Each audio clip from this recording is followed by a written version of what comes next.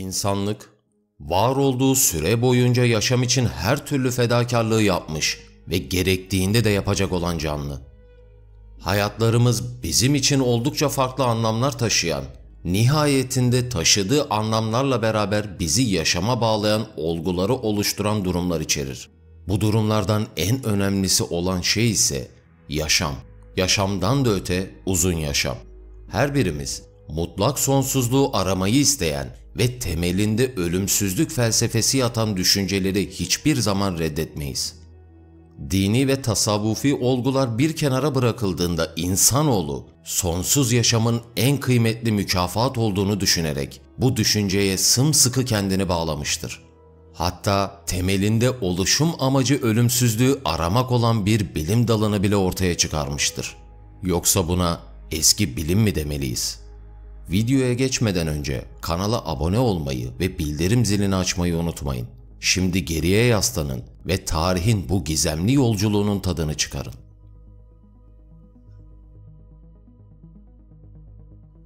Dilimize simya olarak geçmiş olan Arapçada alkimiya, İngilizce alşimi ve daha birçok dilde farklı şekillerde telaffuzu olsa da arayışlarımız ulaşmak istediğimiz neticenin aynı olduğu, doğanın hem ilkel yollarla araştırılmasına hem de ruhani bir felsefe disiplinine işaret eden bir terimdir. Ayrıca bir bilim dalı olarak geçmesinin yanında bünyesinde kimya, metalurji, fizik, tıp, astroloji ve sanat gibi alanları da barındıran, yalnızca hedefi araştırmaktan da öte, araştırdığını anlamlandırmak olan bir bilim dalı. Tarihçesine bakıldığında 2500 yıllık gibi devasa bir döneme yayılan simya, ilk olarak Mezopotamya'da, bu eşsiz uygarlık olan Antik Mısır'da, tarih sahnesinde her daim kendisine yer edinmiş olan Çin'de izlerine rastlanılmış.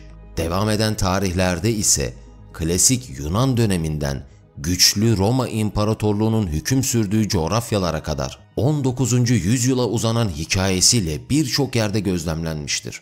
İnsanlık, simya ile buluşarak esasında ulaşması mümkün olmayan pek çok elemente ve madene erişme şansını da yakalamıştır.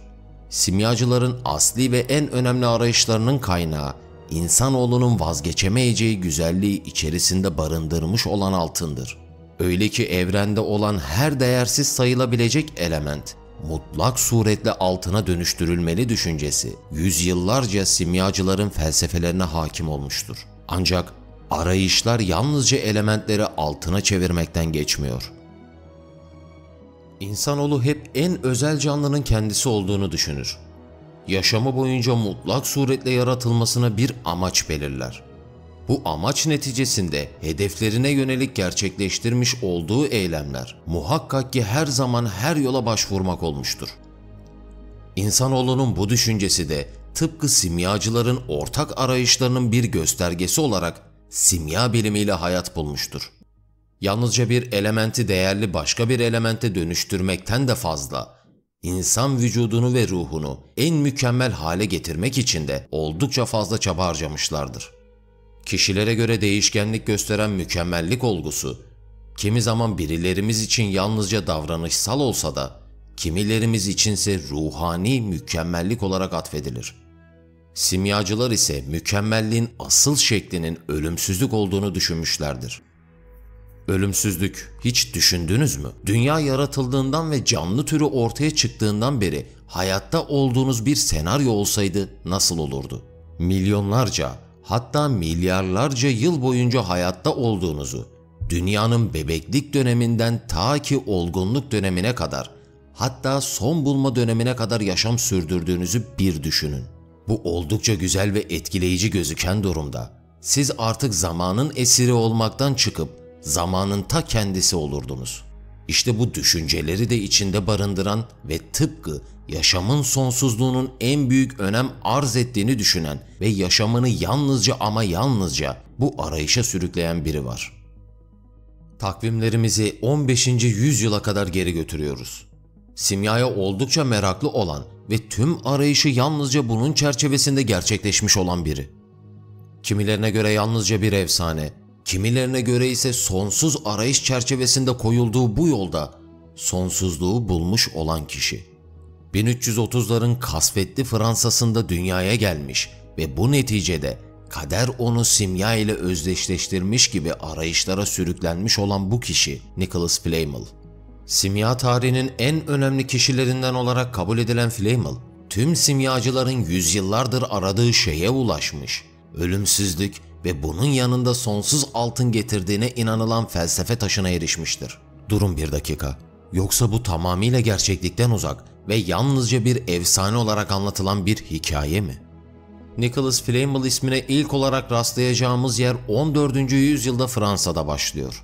Kendisi yalnızca bir tüccar olarak geçen, eşiyle birlikte sade bir hayatı sürdüren, aynı zamanda evsizlere yardım ederek ününü salmış olan birisi. Bunun yanında simya ile ilgilendiğine dair herhangi bir kanıt bulunmasa da, eğer işi dolayısıyla ilgilenmesi gerekmişse de muhtemelen çok amatörce bir durumdan ibarettir. Yaşamış olduğu rivayet edilen 88 yıllık hayatına dair ortaya atılmış olan pek de esrarengiz bir bilgi bulunmamakta. Ancak işler 17. yüzyıla gelindiğinde bambaşka bir boyut kazandı. Takvimleri takip eden 16. yüzyılın sonlarına kadar hiçbir simya kitabında adı geçmemiş olan Flamel, 17. yüzyıla girildiğinde simya alanında usta bir simyacı olarak anılmaya başladı. Önce kendisinin ve eşinin 17. yüzyılda bile hayatta olduğu, hatta Hindistan'da görüldükleri söylenmiş. Daha sonrasında ise 18. yüzyılda Paris Operası'nda bir gösteride ona ve eşine bizzat denk geldiğini söyleyenler olmuştu. Yüzyıllarca ortaya atılan bu iddialar, nihayetinde Flamel'ın aradığını bulduğunu ve kendisini ölümsüz yapmasını sağlayacak olan felsefe taşına ulaştığını öne sürmekteydi. Peki ama bir taş nasıl olur da bir insana hem ölümsüzlük hem de sonsuz zenginliği verebilir? Felsefe taşı, simyaya göre dokunduğu her nesneyi mutlak suretle altına çevirebilen oldukça kıymetli bir taştır. Her ne kadar kimya bilimine göre bu söylenen imkansız derecede bir durum olsa da, simyada bu değişime inanmış, hatta hayatlarını ortaya koymuş olan insanlar mevcuttur. Yalnızca temas ettiği her nesneyi altına çevirmekle kalmayan felsefe taşı, yine simyacıların iddiasına göre sonsuz yaşamında bizzati anahtarıdır. Geçmişten günümüze yalnızca simyada değil, daha birçok alanda karşımıza çıkan bu efsanevi taşın tam olarak temelde nelerden elde edildiği hakkında ortaya koyulmuş net bir fikir bulunmamaktadır. Az önce bahsettiğimiz gibi Nicholas Flamel'ın bu taşı bulduğuna dair söylemler mevcut olsa da, kendisinin de tam anlamıyla ne şekilde taşa ulaştığı konusunda oldukça farklı anlatımlar mevcuttur. Kimileri için bu taşa ulaşmak uğruna yaşamını adadığı, kimileri içinse nereden geldiği bilinmeyen Abraham adlı bir Yahudiden elde etmiş olduğu gizemli bir kitap vasıtasıyla bu bilgilere vakıf olduğu ve taşı da böylelikle yarattığı söylense de, bu ortaya atılan söylemler 88 yıllık hayatının bitiminde ortaya koyulmuş olan birer efsaneden öte bir şey değildir. Neticede bugün hala inanışı sürdürülen ve daha birçok kişi tarafından sırlarla dolu olduğu kabul edilen bu gizemli felsefe taşı, 18. yüzyılda Nicholas Flamel'ın gizemlerle beraber tarih sahnesinden silinmesiyle Flamel'a olduğu gibi yine gizemli bir taş olmaya devam etmektedir. Biz insanoğlu için sonsuz yaşam ne kadar önemlidir bilmek zor olsa da, sonsuz yaşamdan daha kıymetli olan şey muhakkak iyi bir yaşamdır. Yaşamınızın uzunluğunun ne kadar çok olduğundan daha çok, yaşadığınız süre boyunca bu yaşama neler sığdırdığınız çok daha önemlidir.